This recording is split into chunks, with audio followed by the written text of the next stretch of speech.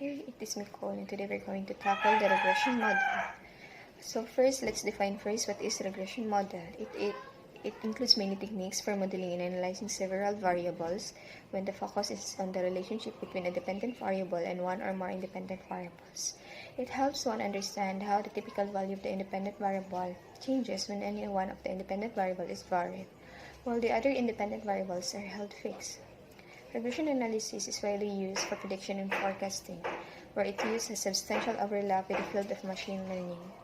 It is also used to understand which among the independent variables are related to the dependent variable and to explore the forms of these relationships. So for instance,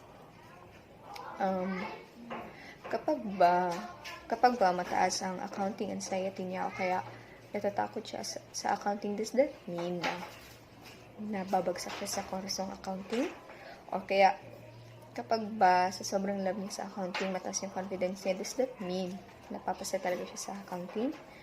So, that is regression analysis. It's all about predicting the behavior of a variable.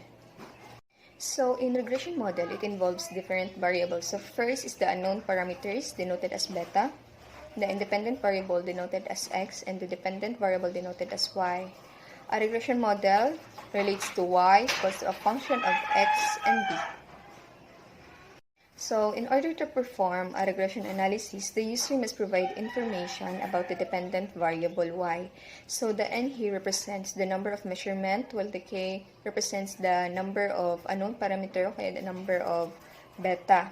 So, first, what if the number of measurement is less than the number of unknown parameter? So that means most classical approaches, regression analysis cannot be performed since the system of the equation defining the regression model is underdetermined. So there is not enough data to recover the unknown parameter of the beta. So what if the n is equals to k, meaning the function is linear? The equations y is equals to function of x and b can be solved exactly rather than approximately. This reduces to solving a set of n equations with a known parameter which has unique solution as long as the x are linearly independent. If the function is nonlinear, a solution may not exist or many solutions may exist. So the third one is, what if the n is greater than k? In this case, there is enough information in the data to estimate a unique value for beta. That's best the data in some sense, and the regression model when applied to the data can be viewed as an overdetermined system in beta. So now let's move to the scatter diagram. It consists of dots and also called as scatter plot, x and y chart, or graph and the correlation chart. It is used when it has paired numerical data, or dependent variable has multiple values for each value of independent variable, and when you're trying to determine whether the two variables are related. For example, in this chart. So here in our chart, the scatter plot represents the age and the size of a plant. It is clear from here, from our scatter plot, that as the plant ages, the size tends to increase. If it seems to be the case that the points follow a linear pattern, then we say that there is a high linear correlation. While if it seems that the data do not follow a linear pattern, we say that there is no linear correlation. And if the data somewhat follow a linear path, then we say that there is moderate linear correlation.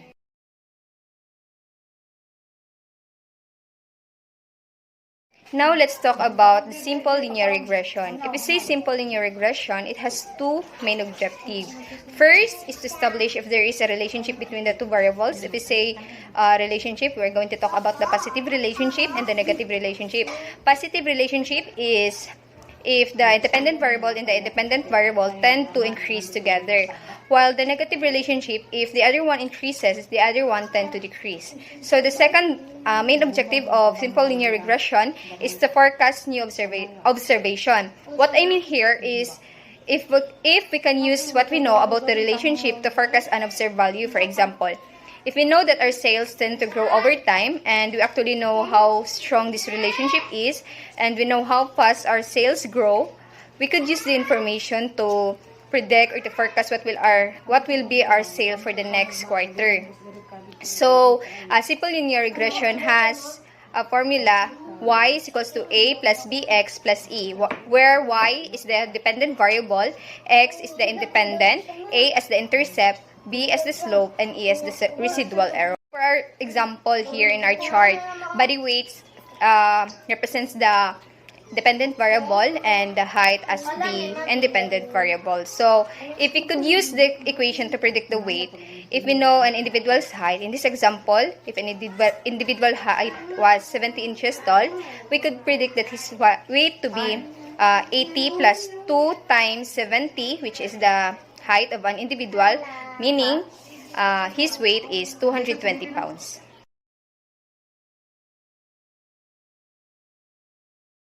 Next is the correlation coefficient. It is used to measure how strong a relationship is between the two variables. So, to show the relationship of between data, I have 3 charts here. First is the positive correlation, means that in every positive increase in one variable, there is a positive increase too in the other. So, next is the no correlation, meaning for every increase, there is no positive or negative increase. The two aren't related. Next is the negative correlation. Negative correlation means that in every positive increase in one variable, there is a negative decrease of a fixed proportion in the other. So there are different types of correlation coefficient, but the most popular one is the Pearson correlation or the Pearson R. It is commonly used in linear regression. So I have here an example of correlation coefficient.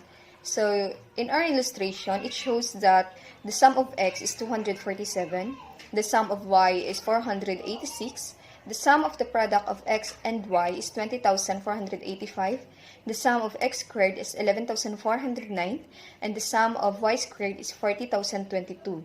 So n is sample size, and in our case, it is 6. Using the correlation coefficient formula, we have come up with an answer of 0.5298. So the range of the correlation coefficient is from -1 to 1. So our result is 0.5298 or 52.98%, which means that the variables have a moderate positive correlation. Using computer software for regression. So as we all know, Excel can perform various statistical analysis including regression analysis. It is a great option because nearly everyone can access Excel. So to perform a regression analysis in Excel, arrange your data so that each variable is in a column. You then go to Data tab and select Analysis. Under data analysis, you select the regression. So specifying the correct model is an iterative process where you fit a model, check the results, and possibly modify it. Step: check the constant in 0 if you want to force the regression line through the origin. So do not check this box unless you're absolutely sure you know what you're doing. Okay, so the 5th step, check confidence level if you want to display confidence intervals for the coefficient estimates. The next, check residual plots to display the values of the residuals and graph them. So lastly, click the OK. This is what the residuals or error look like. So when it looks like this and is well bounded, it means that your model is valid. So let's proceed now to the assumptions of the regression model. So if we make certain assumptions about the errors in a regression model, we can perform statistical tests to determine if the model is useful. So first, errors are independent. Next, errors are normally distributed. Then errors have a mean of 0. Then lastly, errors have a constant variance. So a plot of the residuals or errors will often highlight any glaring violations of the assumptions. So when the errors grow as x grows, you have a non-constant error variance and probably use this model. In estimating the variance, so errors are assumed to have a constant variance. So it can be estimated using the mean squared errors with this formula: x squared is equal to MSE or mean squared errors equals SSA, or should we say sum squared error. So that's being discussed earlier by the first reporter. SSE means the variability about the regression line over n, which indicate the number of observations in the sample, less key, which also indicate numbers of independent variables, less 1. If it has a weird relationship, errors consistently increasing and then consistently decreasing, it might indicate that the model is not linear. or that the relationship is not linear.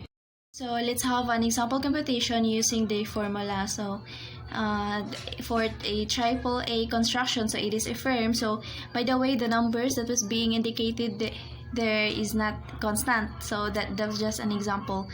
So A squared is equals to MSC is equals to SSE over N minus K minus 1. So it come up with the answer of 1.7188. So we can estimate the standard deviation, so which is the S. So S is squared, that's why we need to get the square root of MSC is equals to the square root of 1.7188. So we come up with the answer of 1.31. So this is also called the standard error of the estimate or the standard deviation of the regression.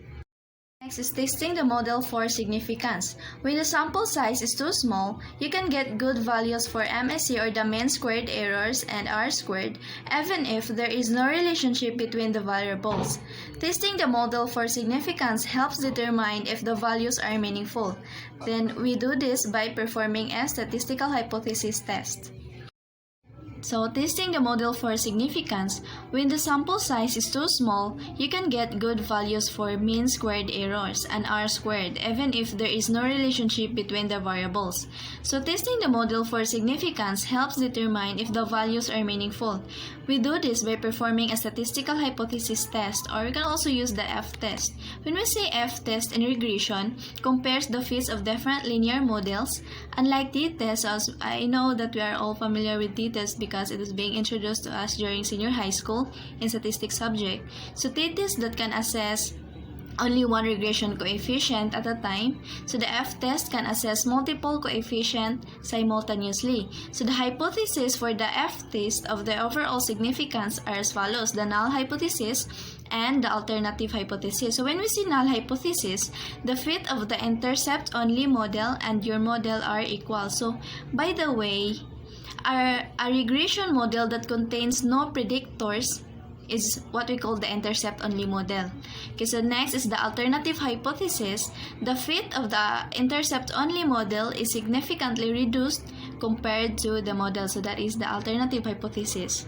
So for testing the model for significance, we start with a general linear model with the formula y is equals to beta 0 plus beta 1 x plus error. So if the beta 1 is equals to 0, the null hypothesis is that there is no relationship between x and y. The alternate hypothesis is that there is a linear relationship if beta 1 is not equal to 0. So if the null hypothesis can be rejected, we have proven there is a relationship. We use the F statistic for this test.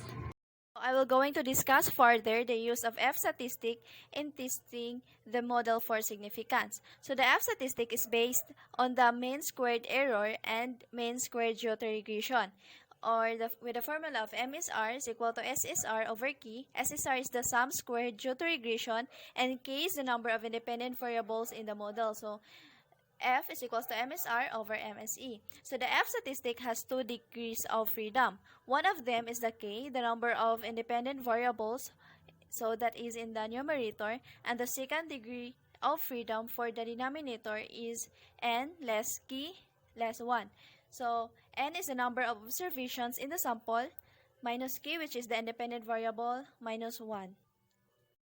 For the last steps in testing the model for significance is the conclusion. So these are the things that are important to know. So if there is very little error, the mean squared error would be small and the F statistic would be large, indicating the model is useful.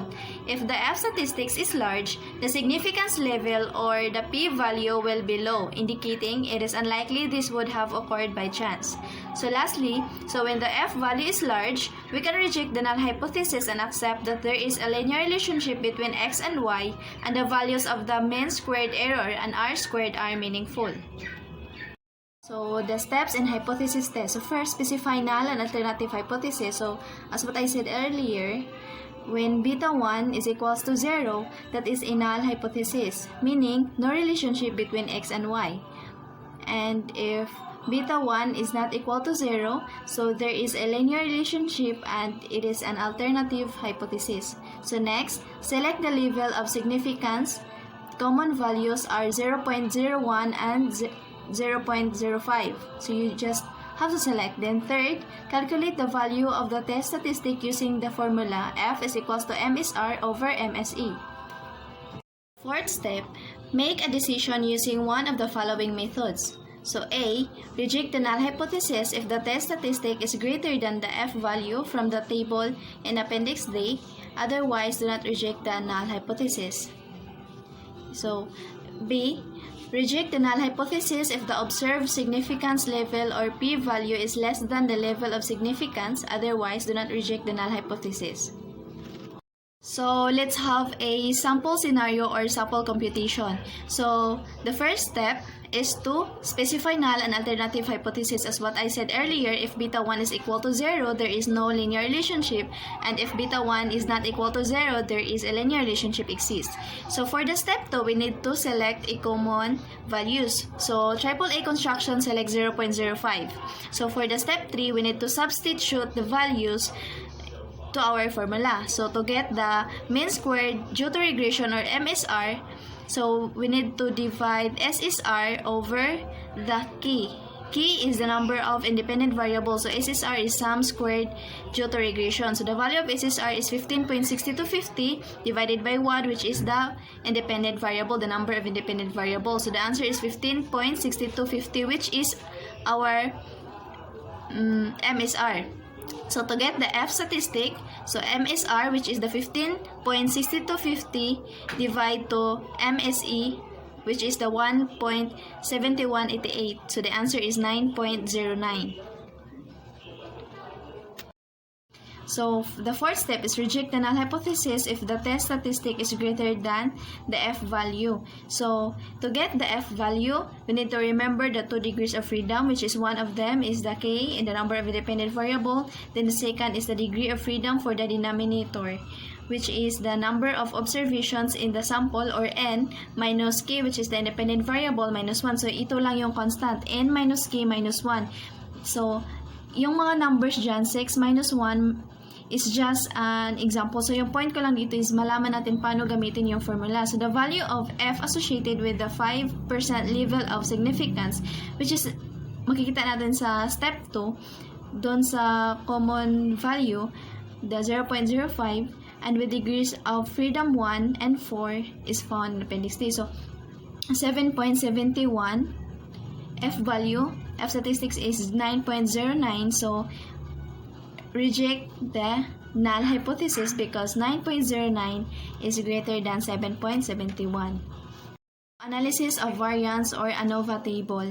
So when software is used to develop a regression model, an ANOVA table is typically created that shows the observed significance level or p-value for the calculated F value. So this can be compared to the level of significance to make a decision. Okay, so makikita dyan sa ANOVA table yung steps na kinagpiyot natin kanina. Tsaka yung mga formulas. Because the probability is less than 0.05, reject the null hypothesis of nonlinear relationship and conclude there is a linear relationship between X and Y. So multiple regression analysis and multiple regression models are extensions to the simple linear model and allow the creation of models with several independent variables, in where Y is a dependent variable or response variable, then X independent variables, predictor or explanatory variable, beta 0 intercept, beta 1 is coefficient of the X independent variable, then K is the number of independent variable, then E is random error. So in estimating the values in multiple regression analysis, so the sample taken of the following equations was being developed. Creating multiple regression models, so determine which independent variables are significant. Tests are performed for each variable. So again, if beta 1 is equals to 0, there is a no linear relationship between X and Y, and if beta 1 is not equal to 0, there is a linear relationship. So the test statistic is calculated, and if the p-value is lower than the level of significance, the null hypothesis is rejected. Good morning, everyone. I am the last reporter of Group 4. So first, let's discuss what is a dummy or a binary variable. So a dummy variable are special variables created for qualitative data. So here in our example with Johnny Wilson real estate data, the condition column is considered as the dummy variable. So as you observe, condition column is in a form of alphabetical, naka-alphabet siya. So we need to transform it into numerical data in order to be included in our regression analysis. We will be having 1 and 0 as substitute for this condition. So, tatlo man diri ang atong condition. We have excellent, good, and mint. So, for excellent, we will be having 1 as its representation and in mint as 0 as its representation. So, if dili siya 1 o 0, it means good ihang condition sa house natin Abilikya. In addition, examples of binary variables is categorical variables like region. So, kinang kung asa baka, kung sa problem nimo na included kung asa ang residents sa imong customers or like. So, ingana lang siya ang binary variable. So, that's it. My next topic is about the building model. It is stated that the best model is a statistically significant model with high R-squared and a few variables. R-squared is the coefficient determination which is already discussed by the previous reporter. Tandaan lang nato, basta best model daw, na daw siya na high iyang R-squared o ang gamay lang iyang variables. In some cases, there are variables that is being duplicate siya. When two independent variables are correlated, they are said to be collinear. If naay collinearity sa ato ang model, pwede na to hawaon ang isa. But when there are more than two independent variables that are correlated, multi-collinearity exists. Pag multi-collinearity is present, hypothesis tests for individual coefficients are not valid, but the model may be still useful. My third topic is about the nonlinear regression.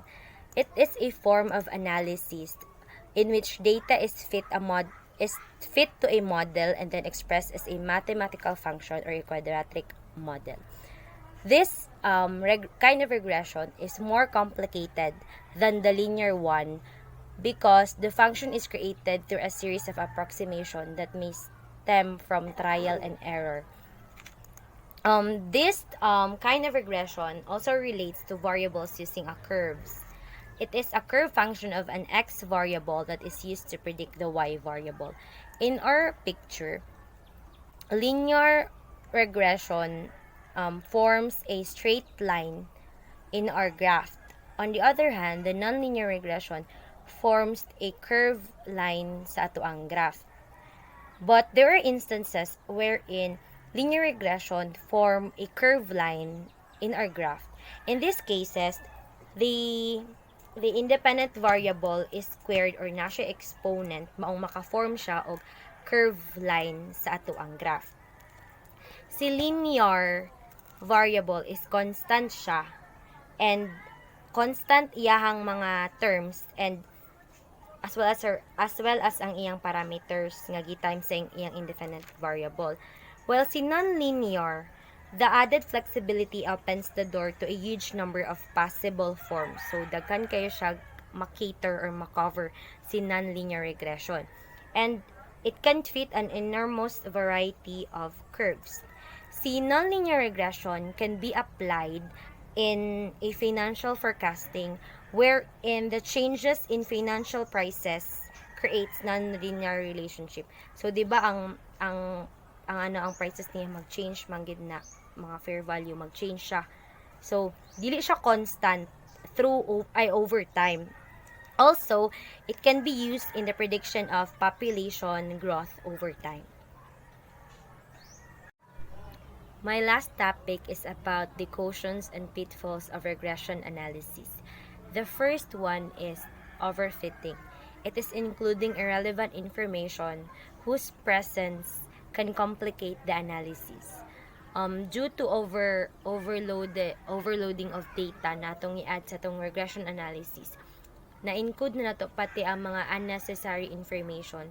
So, dapat atong i-filter ang mga data na i-include sa itong regression analysis. The second one is excluding important predictor variables. So, itong pinaka-importante na predictor variable is na-exclude hinuon nato to siya. So, dapat maging careful ta sa itong mga gina-exclude o gina-include. Atong gina-make sure kung ano ba ni siya, kung important ba ni siya na predictor or dili. The third one, we have the exploration. It is going beyond the scope of our analysis. Just like in a research study na ang imong title kay The Factors Affecting the Wasted Student of Grade 8 Rizal of Silwa 8 National High School. Then, nagkuha ka sa imong respondent sa Silwa 8 Elementary School. So, nag-go beyond na ka sa imong scope na kinahanglan dapat diri lang ka. Mag-focus ka sa scope nimo sa imong analyzation na himuon. The fourth one is the missing data. Just like in a detective movie, nasali ginakot na tung na-miss dahil nila na in evidence or tung pinaka-small or the smallest evidence is mao-operate to mag-resolve sa case na ilang currently gina-solve. Kapres na ba sa itong regression analysis na si A is na-miss nato siya tapos maka-affect date na adato'y effect si A sa tuang result sa itong regression. So, dapat maging careful sa daato sa itong mga na-miss na data. The last one is kaning biskan ang iyahang relationship nag-result sa statistically significant, it may not have any practical value. Kapres sa tong reference na kung research online. Niana siya na ang result sa regression analysis kay people eating oatmeal for breakfast has significantly lower cholesterol. So ang pag-accept sa mga tao kay eating oatmeal reduces cholesterol. So ang nahitabo kay significant lagi ang relationship between the oatmeal and the cholesterol. Sigkaon na hinuon ang mga tao sa oatmeal. So nag-result japon siya, nag-increase japon ilang cholesterol level. So that maging careful pud ta sa kanang mga ingana nga mga instances. So that's it. Hope this help you understand more about regression analysis, especially the non-linear regression. Thank you for listening.